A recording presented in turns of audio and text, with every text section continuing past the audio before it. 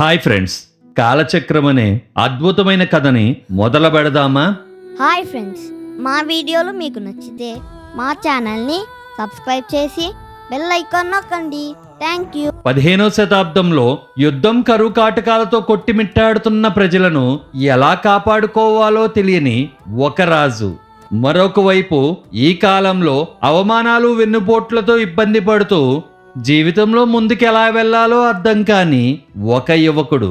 కాలాలు వేరు, పరిస్థితులు వేరు, కానీ బాధ ఒక్కటే. అస్తవ్యస్తమైన ఈ ఇద్దరి జీవితాలను కాలచక్రం ఎలా వారి విధిని విచిత్రంగా మలుపు తిప్పిందో అదే ఈ కథ కాలచక్రం. శేఖర్ ఒక సాఫ్ట్వేర్ ఉద్యోగి. చదువు పూర్తి కాగానే జీవితం అంటే కేవలం కెరియర్ మాత్రమే కాదు, తన అనారోగ్యంతో బాధపడుతున్న తల్లిని ప్రాణంలా చూసుకోవడం అని తెలుసుకున్న ఒక యువకుడు.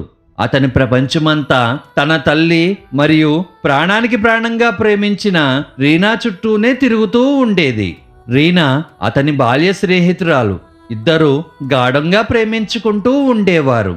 శేఖర్కి ఏం బాధ వచ్చినా, ఎలాంటి ఆనందం వచ్చినా రీనాతోనే పంచుకుంటూ ఉండేవాడు. శేఖర్ కేవలం ఒక ప్రేమికుడు మాత్రమే కాదు, ఒక నిస్వార్థమైన మనిషి. ఎవరికైనా కష్టం వస్తే తన వల్ల కాకపోయినా సరే ఏదో ఒక రూపంలో సహాయం చేయాలనే తపన అతనిలో ఉండేది. ఒక వర్షపు రోజు ఆకాశం మేఘావృతమై ఉంది. చినుకులు పడుతున్నాయి. బస్ షెల్టర్ కిందకి జనం వణుకుతూ పరుగులు తీశారు.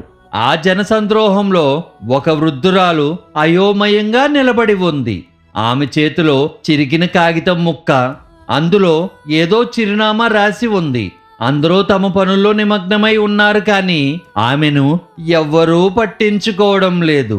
ఆ సమయంలో శేఖర్ మెల్లగా ఆమె దగ్గరకు వెళ్ళి, అమ్మా, ఎక్కడికి వెళ్ళాలి అని ప్రేమగా అడిగాడు. ఆమె కళ్ళల్లో నీళ్లు తిరిగాయి. నాయనా, దారి తప్పిపోయాను. ఏ బస్ ఎక్కాలో కూడా అర్థం కావటం లేదు అని వణుకుతున్న గొంతులో చెప్పింది. శేఖర్ ఆ చిరునామా చూశాడు. అది తాను వెళ్ళవలసిన ఇంటర్వ్యూ ఆఫీసుకి పూర్తిగా వ్యతిరేక దశలో ఉంది. ఒక్క క్షణం అతని మనసులో సంఘర్షణ జరిగింది. ఈ ఇంటర్వ్యూకి వెళ్ళకపోతే ఉద్యోగం రాదు, అమ్మ మందులు కొనటానికి కూడా డబ్బులు ఉండవు అని ఆలోచించాడు. కానీ ఆ వృద్ధురాలి కాళ్లలో నిస్సహాయతను చూసి తన స్వార్థాన్ని పక్కన పెట్టేశాడు. చిరునవ్వుతో, రండమ్మా, నేను తీసుకువెళ్తాను అన్నాడు. 2 గంటల సుదీర్ఘ ప్రయాణం తర్వాత ఆమెను క్షేమంగా ఇంటి వద్ద చేర్చి శేఖర్ తిరిగి ఇంటర్వ్యూకి పరిగెత్తాడు. కానీ అప్పటికే సమయం మించిపోయింది. రిసెప్షనిస్ట్ కఠినంగా, మీరు సమయానికి రాలేదు, ఇక మీకిక్కడ ఉద్యోగం వచ్చే అవకాశం లేదు అని తేల్చి చెప్పింది.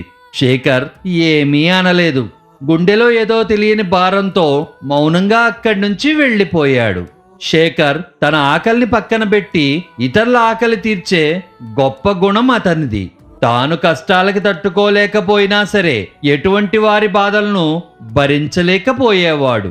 తన కోసం కాకుండా అందరి మేలు కోరుకుంటూ దేవుణ్ణి ప్రార్థించే మంచి మనసు అతనిది. అతని తల్లి ఎప్పుడూ అంటూ ఉండేది, ఒరే శేఖర్, నువ్వింత మంచివాడివి, ఈ లోకం నిన్ను వదిలిపెట్టదురా అనేది. దానికి శేఖర్ నవ్వుతూ, ఎవరు ఎలా ప్రవర్తించినా సరే అమ్మా, నా చుట్టూ ఉన్నవారు బాధల్లో ఉంటే నేను చూస్తూ ఉండలేను అని నవ్వేసి అక్కడి నుంచి వెళ్ళిపోయాడు. ఇలా సాగుతున్న శేఖర్ జీవితంలో ఒక పెద్ద మలుపు రాబోతోంది.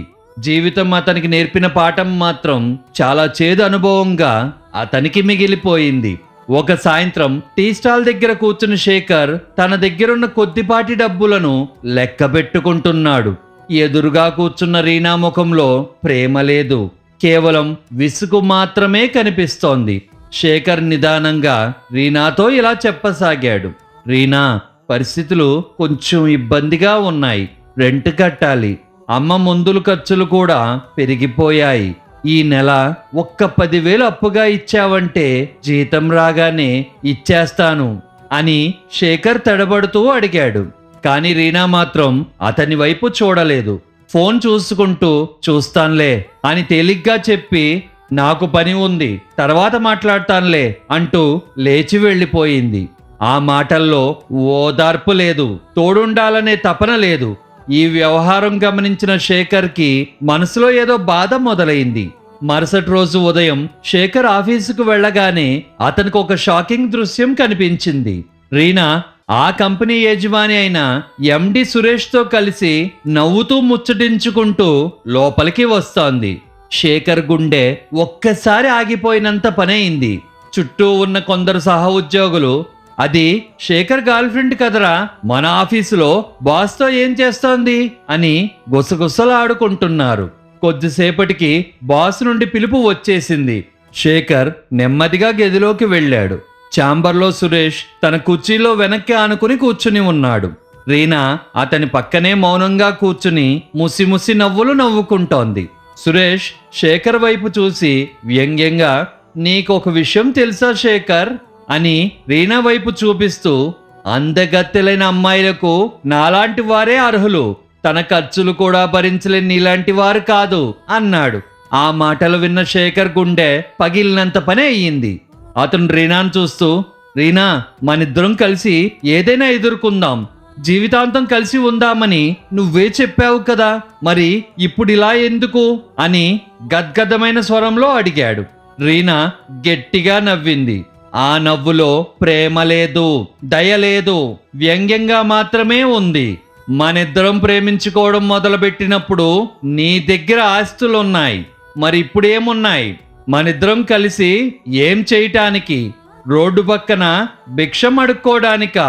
నువ్వు అందరికీ సహాయం చేస్తావు, అడుక్కునే వారికి, అపరిచితులకి, జంతువులకి, కానీ నువ్వు నీకే సహాయం చేసుకోలేవు అని తర్వాత సురేష్ వైపు చూపిస్తూ, నాలాంటి అందగత్తెలు సురేష్ లాంటి వారిని పెళ్లి చేసుకుని నీలాంటి దరిద్రులకు దూరంగా విలాసవంతంగా జీవించడానికి పుట్టాము అని అంది. సురేష్ వెంటనే టేబుల్ పై ఉన్న బెల్లు నొక్కి, సెక్యూరిటీ, ఇతని ఐడి తీసుకోండి. శేఖర్, ఇక నీ అవసరం ఇక్కడ లేదు, యు ఆర్ ఫైర్డ్ అని నవ్వసాగాడు. ఆ మాటలు విన్న శేఖర్కి గుండె జారినంత పనే అయ్యింది. సార్, ప్లీజ్ సార్, నా అమ్మ అనారోగ్యంతో ఉందండి, నాకు ఈ ఉద్యోగం చాలా అవసరం సార్ అని వేడుకోసాగాడు. రీనా చేతులు ముడుచుకుని శేఖర్ పరిస్థితికి నవ్వుకుంటూ, నువ్వు సహాయం చేసిన వాళ్ళు ఉన్నారుగా, వారిప్పుడు నీకు సహాయం చేస్తారులే, పో పో అంది. శేఖర్ నెమ్మదిగా ఛాంబర్లో నుంచి బయటికి నడవసాగాడు. అతని కళ్ళు చెమ్మగిల్లాయి. కట్టెలు తెంచుకుంటున్న దుఃఖాన్ని దిగమింగి అతను నెమ్మదిగా ఆఫీస్ నుంచి వెళ్ళిపోయాడు. ఆఫీస్ నుంచి బయటికి వచ్చిన శేఖర్ అడుగులు భారమయ్యాయి. వీధుల్లో నడుస్తూ చుట్టూ ఉన్న ప్రతి మనిషి తనను చూసి నవ్వుకుంటున్నట్లుగా అతనికి అనిపించింది. ఒకప్పుడు తాను చేసిన సహాయం, చూపించిన మానవత్వం ఇప్పుడు సమాజం ముందు తనను ఎగతాళి చేస్తున్నట్లుగా అతనికి అనిపించాయి. టీ కొట్టు దగ్గర కూర్చున్న వారు, పక్క వీధిలో కనిపించే పరిచయస్తులు, అందరి చూపులోనూ ఒకే రకమైన వెటకారం. అందరికీ సహాయం చేశాడు కానీ తన జీవితాన్ని మాత్రం కాపాడుకోలేకపోయాడు అన్న మాటలు అతని చెవులో ప్రతిధ్వనిస్తూనే ఉన్నాయి. ఇంటికి చేరుకున్నాక ఆ నిశ్శబ్దం అతన్ని మరింత వేధించింది. గదిలో తల్లి గాఢ నిద్రలో ఉంది. పక్కనే ఉన్న మందు సీసాలు ఖాళీగా ఉండడం చూసి శేఖర్ గుండె తడుక్కుపోయింది. శేఖర్ చేతులు వణుకుతున్నాయి. జీవితంలో మొదటిసారి శేఖర్ పూర్తిగా ఓడిపోయినట్లు అనిపించింది. తాను ప్రాణంగా ప్రేమించిన రీనా చూపించిన క్రూరత్వం ఒకవైపు, తల్లికి మందులు కొనివ్వలేని తన నిస్సహాయత మరొక వైపు, చుట్టూ ఉన్న ప్రపంచం తనను చూసి వెక్కిరిస్తున్న తీరు ఇంకొక వైపు. ఎటు చూసినా అంధకారమే గోచరిస్తోంది.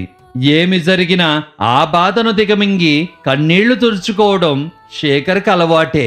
తల్లి మేలుకునేలోపు మొహం కడుక్కుని ఏమీ జరగనట్లు ఆమె పక్కన కూర్చుని సేవ చేశాడు.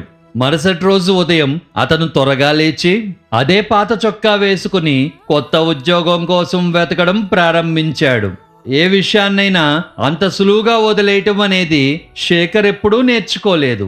ఉద్యోగం కోల్పోయిన తర్వాత రోజులు గడుస్తున్నాయి. శేఖర్ తన సర్టిఫికేట్లతో నిండిన పాత ఫైలు పట్టుకుని నగరమంతా తిరుగుతున్నాడు. ఆఫీస్ తర్వాత ఆఫీస్, అదే సమాధానాలు. మేము మీకు కాల్ చేస్తాం, ప్రస్తుతం ఖాళీ లేవు, ఇంకెక్కడైనా ప్రయత్నించండి అనే సమాధానాలే వినిపిస్తున్నాయి. ఒక మేనేజర్ అయితే అతని ఫైలు చూసి, నువ్వు నీ గత ఉద్యోగంలో నుంచి తీసివేయబడ్డావా, అది ఎంతో మంచి ఉద్యోగం కదా అని శేఖర్కి ఉద్యోగం ఇవ్వడానికి నిరాకరించాడు. ప్రతి తలుపు మూసుకుపోతూనే ఉంది. అతని దగ్గర ఉన్న కొద్దిపాటి డబ్బులు కూడా ఖర్చయిపోయాయి. ఇంటి అద్దె బాకీ పెరుగుతూనే ఉంది. తల్లి మందుల ఖర్చు పెరుగుతూనే ఉంది. ఎప్పుడూ అతనిపై నమ్మకం ఉంచిన మందుల షాపు యజమాని కూడా, శేఖర్, డబ్బులు లేకపోతే ఇక మందులు ఇవ్వలేను అని చెప్పేశాడు. ఇలా నిస్సహాయ స్థితికి చేరిన శేఖర్ జీవితం ఎలా మలుపు తిరిగింది, కాలచక్రం అతని జీవితాన్ని ఎటు తీసుకువెళ్ళిందో తెలుసుకోవడానికి చూస్తూనే ఉండండి కాలచక్రం. వచ్చే భాగంతో మళ్ళీ కలుద్దాం. Bye friends.